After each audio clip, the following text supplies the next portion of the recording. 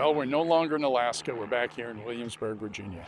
And over the last couple of months, we've been able to share with you 4 different episodes of conversations we've had with different aviators and hear about their journeys as we visited Alaska here earlier in the summer. As we finish up these episodes, we thought we'd share with you some sights and sounds of Alaska along the Seaward Highway, up there in Talkeetna, and of course, the Lake Hood Seaplane Base. We hope you enjoy them and these sights and sounds as much as we did. And as always, we hope you'll subscribe to the channel. Hope you'll give us a thumbs up and tell us you like what we're doing. And we look forward to having you in the next Old Fly Guy conversation. Welcome to Talkeetna, Alaska, one of our stops in our trip to Alaska this spring. We're going to be here a couple of days and look forward to sharing our experiences with you, not only with the community, but sharing our conversations with the aviators and the sights and sounds of Alaska. I know it's going to be an exciting couple of days on our stop here, and look forward to sharing those with you and sharing the kind of the fabric of the community here and on our trip to Alaska. Stay with us. While the ranger station here may not seem like a direct correlation to aviation on our trip, I thought it was worth stopping because they have a big influence on how things happen, and specifically around Denali and the safety and the training they provide to make sure the climbers are ready for their ascent up to the peak over 20,000 feet. And with that, the local bush pilots taken these climbers up to base camp at just over 7,200.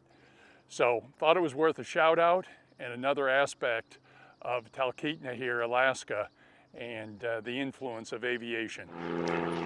So while traveling through town, I got a sneak peek here at the end of the Talkeetna airstrip, where we had a couple of our discussions over the last couple of days. But just from the end here, just to give you a perspective, right in the middle of town is the end of the runway. So those pilots coming in and out will have to navigate not only the narrow runway and a bit of a short runway, but also the buildings on either end. Right behind you, you can't see it, but I also see the windsock for the airfield, which is actually on top of one of the adjacent buildings. So another unique feature here at Talkeetna and the airfield. Stick with us, more to come. Well, we made it to Alaska, and we started today at the Lake Hood Sea Base here in Anchorage. I thought it was worth the visit, and it sure turned out to be. I understand there's over 1,200 permanently based seaplanes here, which makes it the largest seaplane base in the world. That's not counting the land-based aircraft. It's an absolute wonderful day here. All kinds of aircraft out, not only on the runway, but taking off on the water as well. We'll get a look at some of those in just a little bit. But wanted to just check in with you here and let you know that we're at the Lake Hood Sea Base in Anchorage.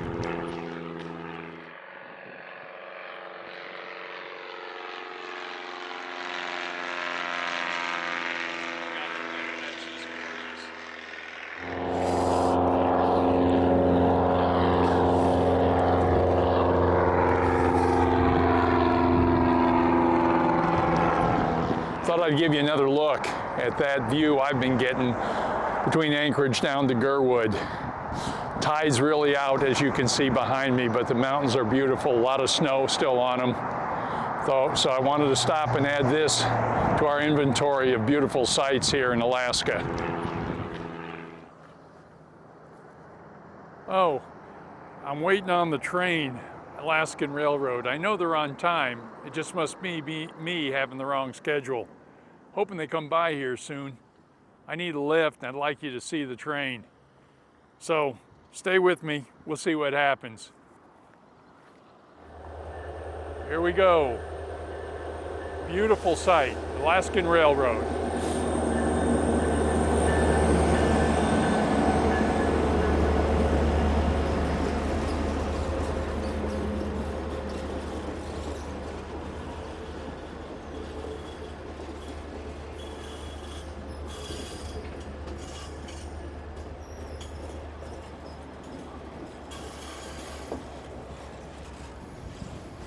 These trains are just a huge part of the development here in Alaska, and even today in transportation.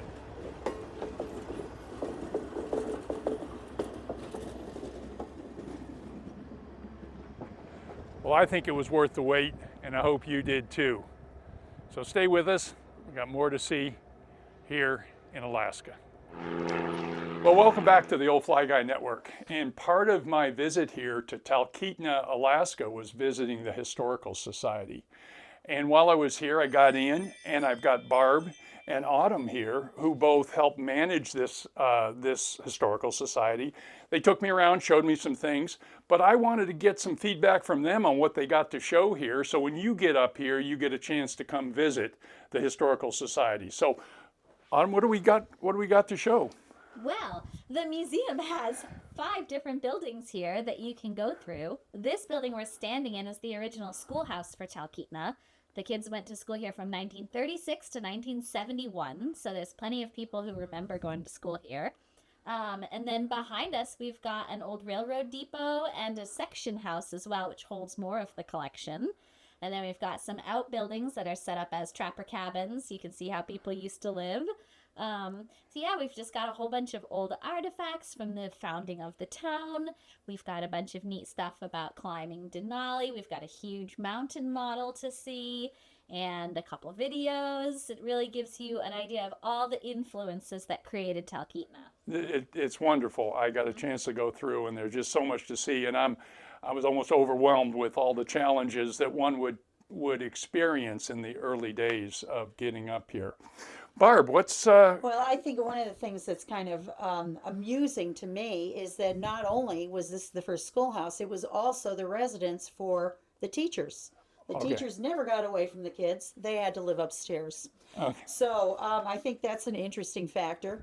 And we also have some notable Alaska connections too with people. We have a lot of really talented writers in this region.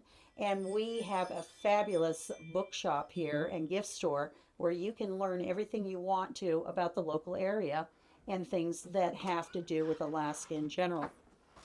And we might want to chat for a minute. Hi. Hi, come on in. It's okay. We can make you part of it too. Okay. I'm good. So just pick up So one thing that we also have here is we have a wonderful walking tour guide that you can also, because we're so modern, you can download a walking tour, or you can carry the piece of paper in your hand as you're walking around town if you're old school like I am. We also have it is a recognized National Historic District, walking district. But we do have one building here in town that is on the National Historic Registry, which is the iconic Fairview Inn. I saw that. I haven't been there yet, but I've got to make sure it's on my list. Definitely. It's thanks so much for taking some time. Real quick, where are you from? Real quick, where are you from? And just... Well, that's complicated because I'm actually nomadic. I've been nomadic for 23 years. But I keep coming back to Alaska because this is one of the places on the planet that I feel at home. Wonderful. I'm a New Englander by birth, but I've lived here for 15 years and I have no intention of leaving. Okay, well, I've heard that that's sort of an addiction. Once you get here, you can't figure out a way to leave. Definitely. Yep.